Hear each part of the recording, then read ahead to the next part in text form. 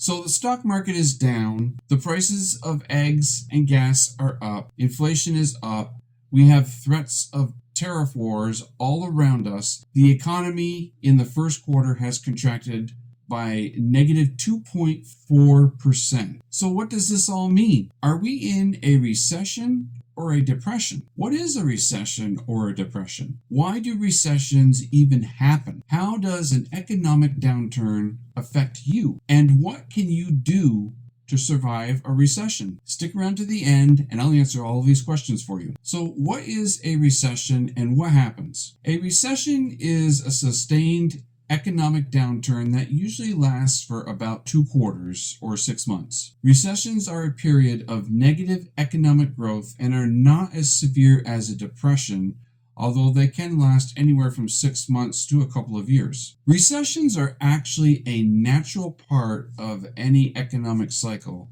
and they have 4 periods. The first period is the expansion period. This period follows any economic downturn, and usually during this time, that's when the stock market, consumer spending, and job growth recover. The second period is maturity. In the second period, wages, job market, consumer and business spending, profits, and the stock market are all on the rise, and inflation is moderate. The third period is aging. In the aging period, job growth, business spending, production, and profits slow down. Inflation also starts to rise. In the fourth period, and you probably guessed it by now, this is where you have a recession. During a recession, unemployment increases and consumer spending decline, which reduces business profits. And because of all of this, economic growth declines. As I mentioned before, it takes about 2 quarters of economic decline before a recession is declared. But some argue that other factors are involved as well. These factors are business income,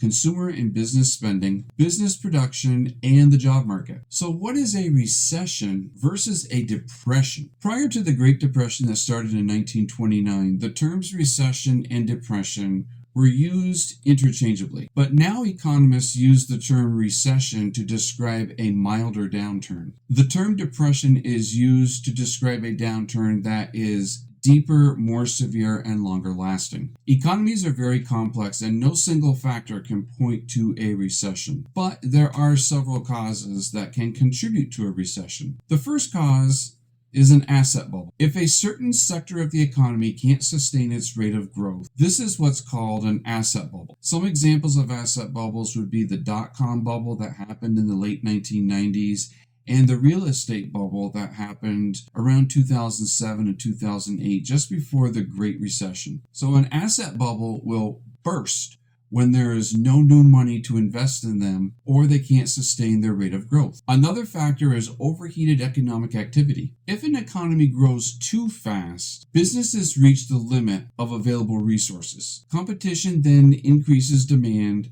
prices rise, and profits fall. At this point, unemployment may increase as businesses scramble to cut costs through layoffs. Financial markets may suffer too as investors try to cut their losses. As unemployment increases, consumers will cut back their spending, and then businesses have reduced sales and profits. The economy then slows or declines. Another factor is having external shocks. All of us are part of the global economy. We all depend on each other for stable and predictable growth. However, wars, trade wars, tariffs, pandemics, and economic decline all contribute to economic instability. According to the National Bureau of Economic Research, the United States has had dozens of recessions in its history, with an average length of about 17 months. The Great Depression lasted from 1929 to 1945. It is the longest economic downturn in the last century or so. However, since the Great Depression, recessions have lasted about 10 months. The last recession was caused by the coronavirus pandemic, and it was relatively short because of the government stimulus that was implemented. So what are some warning signs that a recession is about to happen? The first is if the gross domestic product contracts for a period of 2 quarters or 6 months. Growing unemployment is another sign. When this happens, it shows that businesses are laying off workers and cutting spending. When workers have less income,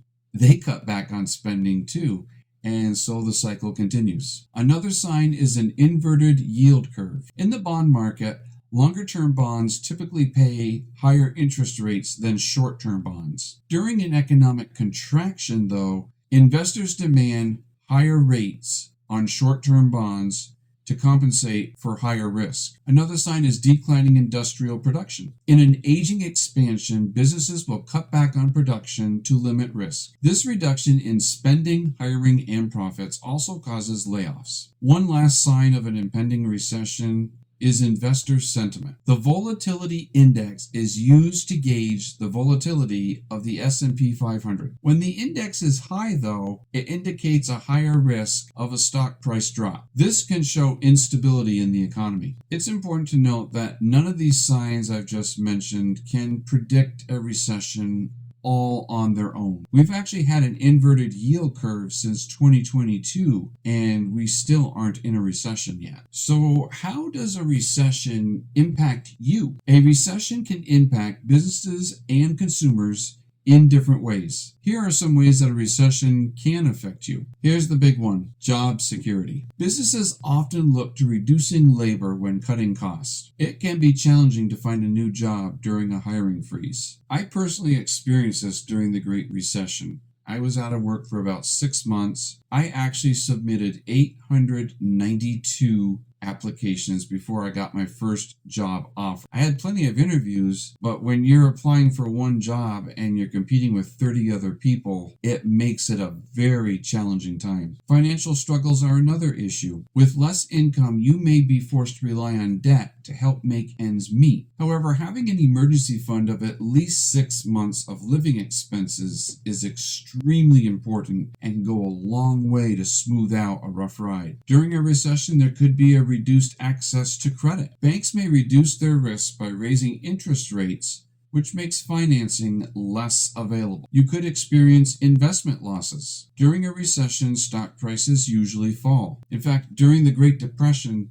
stock prices actually fell between 86 and 90%. If you are not near retirement, then you most likely will recover your losses with time. But if you are near retirement, stock losses at this point could be devastating to your finances. So after all of this information I presented, how do you survive a recession? The best way to survive a recession is to have an emergency fund of at least 6 months of living expenses, cut unnecessary spending, and pay down your high interest debt. Having a diverse income from different sources, such as a second job or even a YouTube channel that generates income, can help you greatly if you should lose your job. But however uncertain things seem these days, we are currently not in an official recession as of the making of this video. But I hope the information I presented to you today has given you some ideas on how to prepare for a future recession